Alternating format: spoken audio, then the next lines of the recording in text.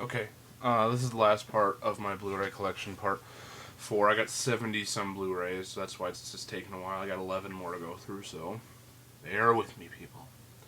Okay, next up, we got Spider-Man 3.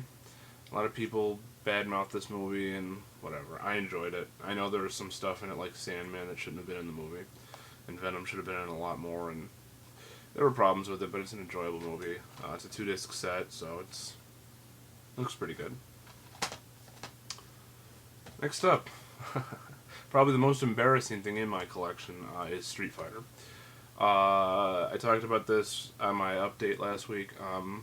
I like the movie. Fuck you if you don't like it, okay? There's probably a lot of shit that you have that I don't like, so fuck off anybody who thinks that I'm stupid for wanting this. Next up, we have Talladega Nights. This is one of the first ones I bought, I think, like within the first 5 or something that I bought. Movie that kind of grew on me because I didn't like it at first. Still not as good as Anchorman. Nothing's as good as Anchorman. Sorry. Next up, another one I'll probably end up selling. It's Tenacious D: The Complete Masterworks 2. Bought this. It's basically just a concert and a documentary. I bought it for $13 at Best Buy.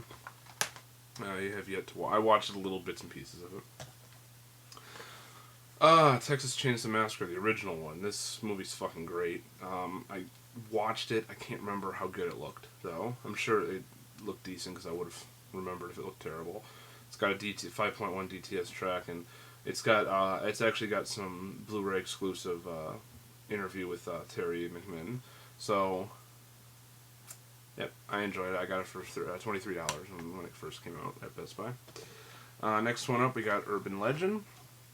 Another slasher film from the 90s that I really liked. It's got Robert Englund in it, and it's a pretty good movie. It's a lot of WB stars in it. Tara Reid's in it, unfortunately. It's just terrible. But anyway, it's a film to, a horror movie if you like horror movies.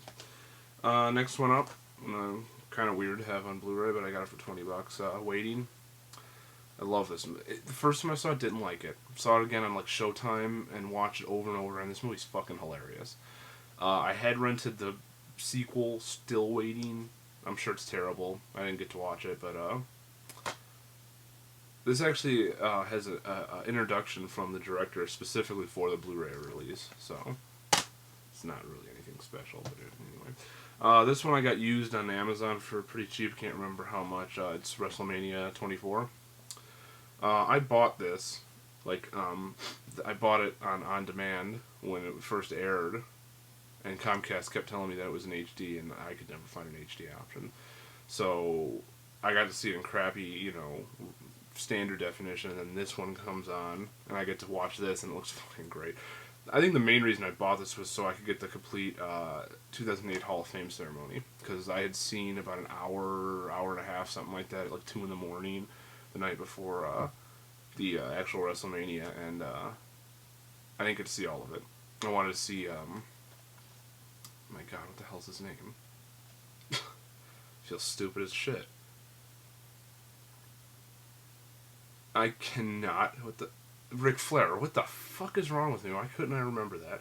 I wanted to see Ric Flair's thing, because if I don't know, but his speech was probably the longest out of all of them, and Ric Flair's final fight is in WrestleMania 24, and it's really, really good. I'm not a huge wrestling fan, but it was really good to see that. So, getting down to the home stretch, 3 more to go. In fact, I'm talking about 2 of them together. We got the original X-Files movie, and then the sequel. I like them. I like X-Files, I was really excited to get both of these on Blu-ray. This one actually has the theatrical cut, which I think is the first time it's ever been released on DVD. Because I think the other one was just the expanded version, so that's an interesting factor there. These are both filled with like a bunch of special features. This has an hour-and-a-half documentary on it, so if you like X-Files, definitely well worth it. And now we are down to the last Blu-ray in my collection as of now. And you're gonna look at me weird, but it is Zombie Strippers. Okay. Rented this movie because Robert Englund's in it. You know, I'm a big horror fan. I didn't, contrary to popular belief, I did not rent it for the tits. Okay, although there are a shitload of tits because Jenna Jameson's in this movie. But this movie's actually really funny, and it's definitely something fun to watch when you got nothing else to watch. You know, it was just one of those movies where I was just like, I'll buy it on Blu-ray. What the fuck? So, okay, well, that is my massive Blu-ray collection. Finally, we're done after 4 parts and a collective of over half an hour of talking. Stay tuned for more videos. I'm enjoying these DVD collection videos, so there's going to be a lot of them because I have almost 1,100 DVDs. So, thank you for watching, and that's it.